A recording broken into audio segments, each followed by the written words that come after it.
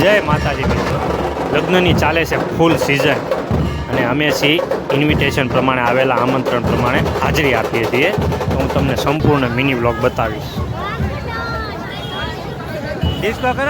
અને અમારે જસભાઈ એટલે કે શિવો ઘોડી પાળી અને જીત કરવા લાગ્યો કે પપ્પા મારે ઘોલી પર બેસવું, મારે ઘોલી પર બેસવું. મેં કીધું બટા શાંતિ રાખ, ઘોડી ઉપર બેસવાની હજી વાર છે.